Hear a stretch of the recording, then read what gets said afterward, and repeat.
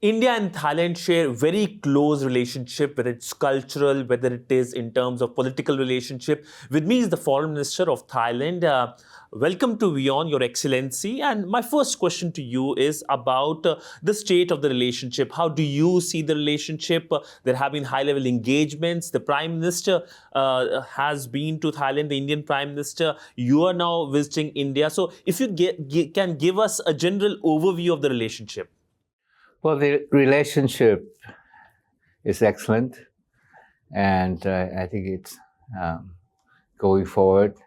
We see new opportunities for a closer cooperation in many, many areas. You know, we have what we call a strategic partnership, and a strategic partnership means that it's not just the bilateral issues, bilateral relations, but we're working together, you know, to promote regional peace and stability and prosperity. We're also working together to address common global challenges like climate change, pandemics, human trafficking, and so many other issues. So it's a very robust relationship, and I see there's a lot of potential for our closer cooperation and partnership going forward. So there are a lot of opportunities and collaboration in which areas can be found. But one of a concern that is emerging for Thailand and India is the cross-border scams which have emerged. We know that recently a lot of Indians were repatriated with the help of Thailand from Myanmar. If you can perhaps talk about this, what exactly is the cause of worry and how India and Thailand are collaborating on it? Well, it's not just a problem for any particular country. It's become a problem with regional and international dimensions. And we see, you know, these scam operations operating along the Thai-Myanmar border, along the Thai-Cambodian border. And this, with particular regard to Myanmar, it is due to the instability in the country. And unfortunately, you know, we have people who have been lured into working for these operations. Some, of course, knowingly have gone there in the hope of, you know, making money. But you know, these operations are a grave threat to all of us. You know, people are being robbed of their life saving by these scam and scammers, you know, and so we really have to do something about it. And Thailand believes that it's time that we demonstrate the political will, mobilize international efforts to deal with this problem. And we're hosting a major international conference on the 17th of December in Bangkok. So we hope at that meeting, as many countries will be coming to participate at the highest level, hopefully. And also we can work on what can we do to strengthen. We're not going to create new frameworks and process. There are many frameworks and processes, but we must ensure that these framework and processes are consolidated and, you know, work together in synergy. So this is what we're hoping. But the point is that, you know, we have victims from many countries. India is Indians are having among the victims, and we have a large number of them. We just helped recently with the repatriation of about 1,000-something Indians back to where they came from in India. What kind of conversations both sides have had, India and Thailand, on this particular issue? We know that the Indian ambassador has met you on this particular issue, and also perhaps you have invited India for the upcoming meeting which you're going to host?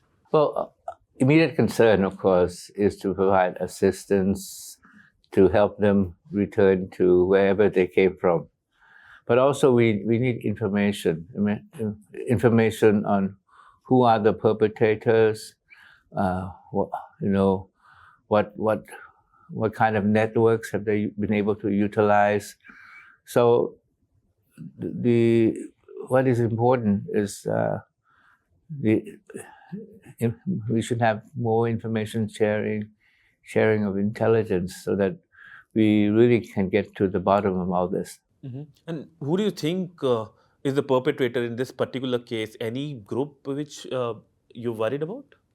Well, I don't want to assign any particular nationality, because these are criminals, and we have criminals in every country, and so criminals are working together to make all these scams and scam operations possible.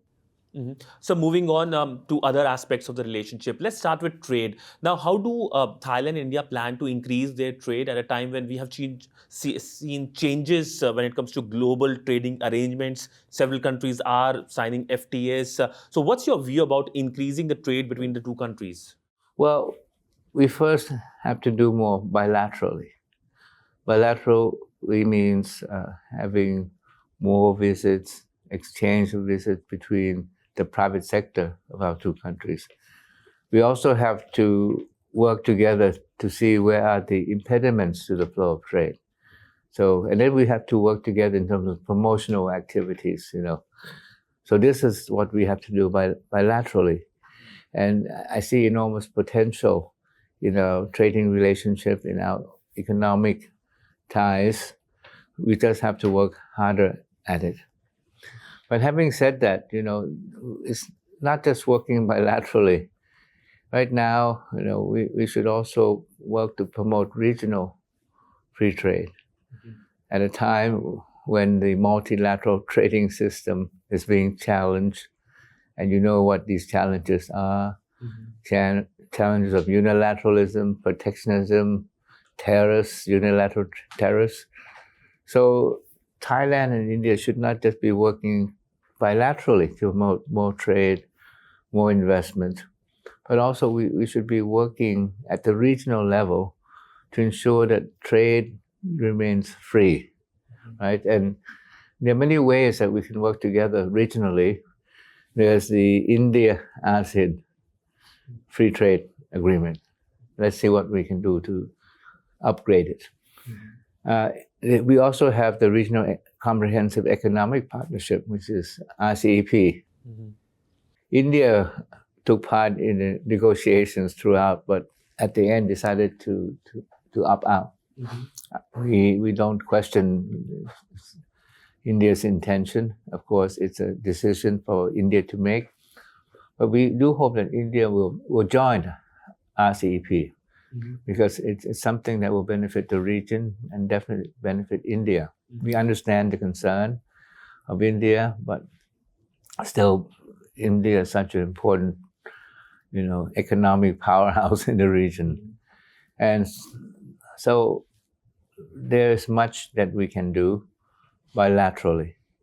There is a lot that we can do regionally at a time where we're facing the common challenge of the decline of the multilateral trading system under the WTO, the rules-based multilateral trading system. There are plans to have the trade to $30 billion by 2030, I believe. Are you hopeful that India and Thailand will be able to achieve that? Well, given the growth of India, the economic growth rate of India, the size of your economy, I think we can achieve that goal. And again, let's look at where are the impediments, where are the opportunities for us to trade more. And I see that, this is the target that we have set is not beyond reach. But, trade is only part of the economic relations. I'd like to see more investment. Investment also helps to create more trade between our two countries. So, Thailand has, we're in an economy that is in transition. We want to go towards more innovation, more digitalization, more green economy. And there are many areas where we can work together. Such as, first is Thailand wants to be a food hub. And this is where I think India, there's a tremendous demand for, food products, whereas high value nutrients, and so maybe we can work together in this area. Another area where Thailand and India can work together is in the health and wellness. Thailand has some of the best hospitals in the world. You are very strong in the pharmaceutical industry.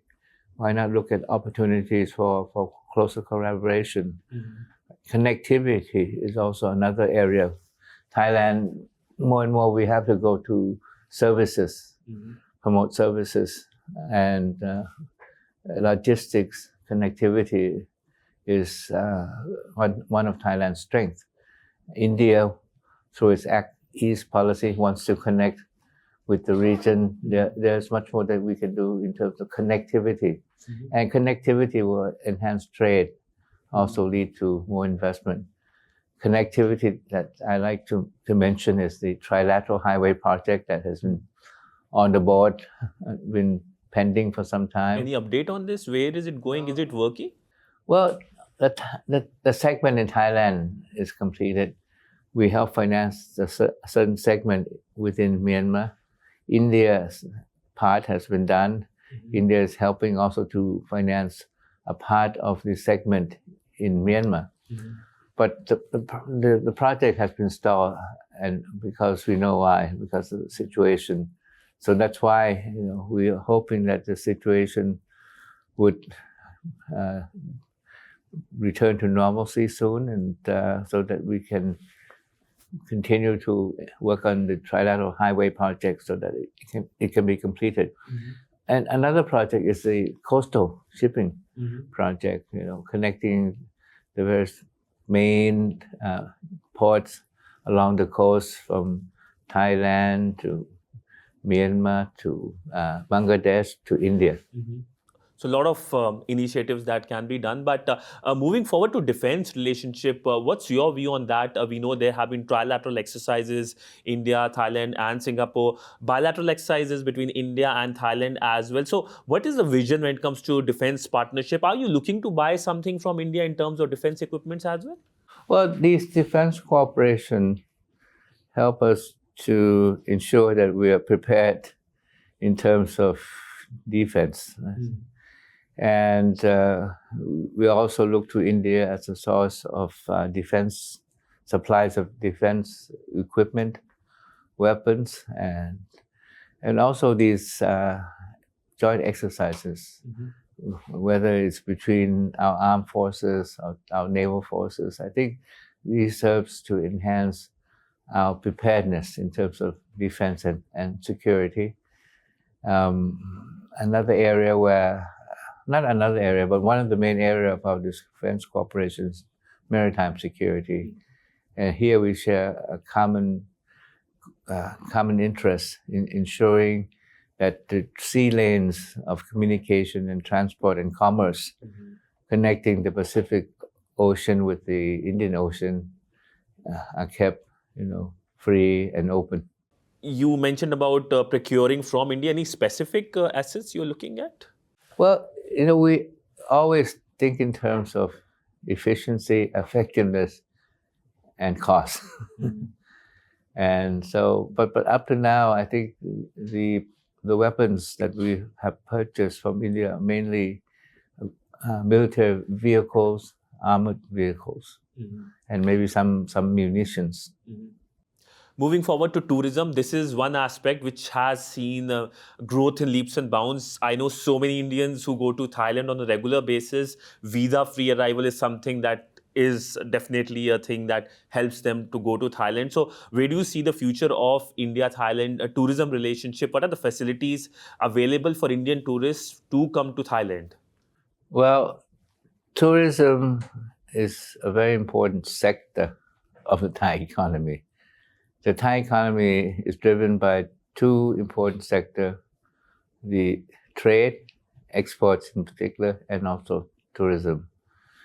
And India has been an important source of tourism for Thailand. We have over 2 million tourists from India coming to enjoy the various sites in Thailand each year. And we're very happy that the number is growing. And I'm always amazed by the size of the Indian weddings that are held in Thailand. It's not just the bride and the bridegroom. You have the whole family, not from one side, but both sides coming to celebrate, in Thailand. And so we hope that there'll be more of this kind of tourism, in addition from the regular tourism that we have from India. Let's talk about the policies. You have Look West policy, India has Act East policy. How much convergences both the policies have found? How do you see India's Act East policy working in terms of India's growing engagement with the ASEAN countries, especially Thailand? Well, it was Look East. Now it's Act East. And for us, it's Act West. Before it was Look West. So we have to act. Act means think in terms of concrete actions on what to do. And again, it's not just bilaterally. I think when we talk about, well, first of all, we welcome the engagement of India economically, strategically in the ASEAN region. And India is a very important dialogue partner. There is another framework that brings about convergence of India's Look East policy and Thailand's Look West policy, which is BIMSTEC. Yeah. And with regard to BIMSTEC, I think the two key players, if we're going to move BIMSTEC forward, BIMSTEC has a lot of potential, but we still have a long way to go. So I think that Thailand and India should be working together more under our respective Look East, Act East, and our Thailand's Act West policy. So there are many, to be put in short, there are many areas where your Look East and our Look West, Act East, Act West converges. You mentioned about BIMSTEC. How hopeful you are about this grouping? Do you think that the grouping is working at a pace it should work? It has its charter, it has its secretariat as well now. A lot of initiatives that have been taken, but do you think that the pace is good, or it needs more political will for the countries of the grouping to work well? Well, to be very frank, I think we have to really try to quicken the pace, broaden the cooperation, and also making sure that there's real progress achieved. I think BIMSTEC has not realized its potential yet. And situation has changed much from before. I think South Asia is getting its act together. And Southeast Asia, I think we remain one of the highest growth areas in the world. And actually, BIMSTEC is not just about the member countries alone. It's about linking South and Southeast Asia. So we really have to do much more. There's been a lot that we've agreed to, such as, we have a master plan on connectivity. We have to do more in terms of connectivity, rail, air, land, sea, and also promoting free trade among the BIMSTEC countries. One element that combines tourism and connectivity is the digital connectivity, the connectivity between India's UPI and Thailand's prompt pay. Can we see a day where an Indian tourist or perhaps a Thai tourist coming to India and using their QR code to pay? Yes, I see it, and I hope that it will be done very quickly, because, digital payment is going to really promote, our economic ties, help tourism. And Thailand is already doing that with countries like Singapore. We have Prompt Pay, and they have Pay Now, and so we have this digital payment system, which has really helped, which has made it much more convenient for businesses, tourists, between our two countries. Moving forward, As we end our interview, Buddhism Connect. We saw when India sent relic, lakhs and lakhs of people gathered. We were overwhelmed by the visuals we got from Thailand. The Buddhism Connect between the two countries, how important it is, how both countries are making sure that it nourishes, it is nourished as well. A lot of Thai tourists come to India as well, especially to Bodh Gaya. Yes, I think tourism is one of the pillars of our relationship. The fact that we share so much to get in common in terms of religion. And many Thais come to India for religious pilgrimage, as you have noticed, and we appreciate, the fact that you've have kindly offered the relics of the Lord Buddha to have the people in Thailand be able to show their respect.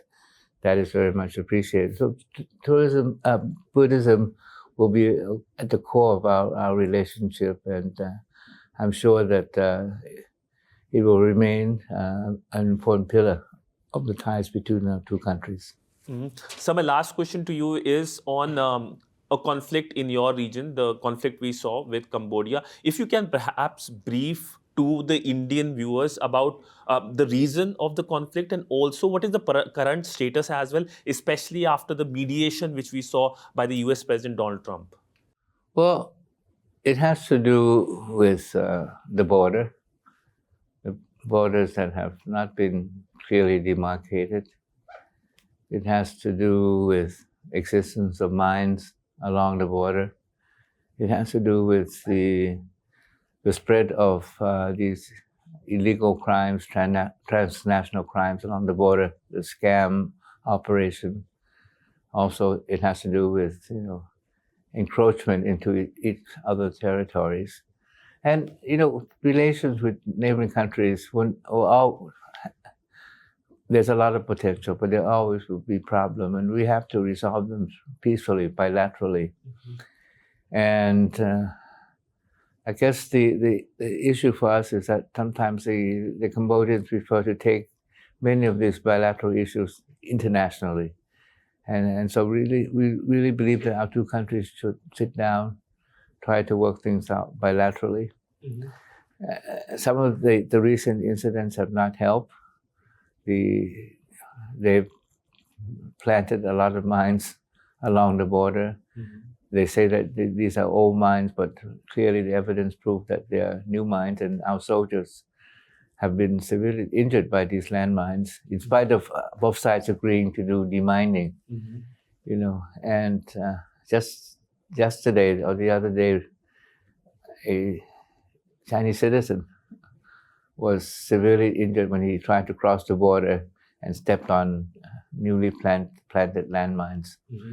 So for us is that first the Cambodian side must show sincerity in addressing some of these problems, take responsibility for what has happened, because the Thai public feels very strongly about these the indiscriminate use of force by the Cambodians. Before not only have we faced the landmine incidents during the military clash between the two countries, there were rocket fires and artillery fires at civilian sites on the Thai side, and causing very heavy casualties. So, having said, first we want to get things back on track, but it takes two to do that, and we hope that the Cambodians would come around to work with us in addressing these issues with sincerity and accept responsibility for some of the incidents that have happened. And the ceasefire, which was mediated by the US President, is it holding or it has been violated? Right now, it's holding. We don't have any clashes, but when you talk about ceasefire, it includes the issue of landmines, and the landmines. It's been breached by the Cambodians because they planted new mines, and these new mines have injured Thai soldiers.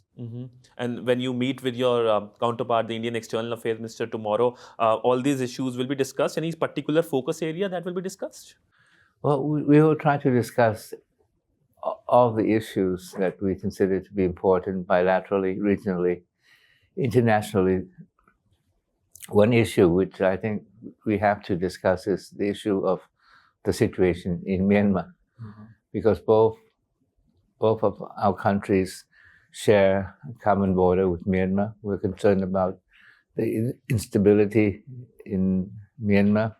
We want to see peace, stability, and unity return to the country. And so both countries, as neighboring countries, together with other neighboring countries, China, Bangladesh, and ASEAN, the ASEAN countries, we have to work more closely. We have to align our efforts to ensure that our efforts are going in the same direction towards peace, stability in Myanmar. Well, on that note, thank you so much, sir, for speaking to WION and giving your time as well. Thank you so much, sir. Thank you. Thank you very much.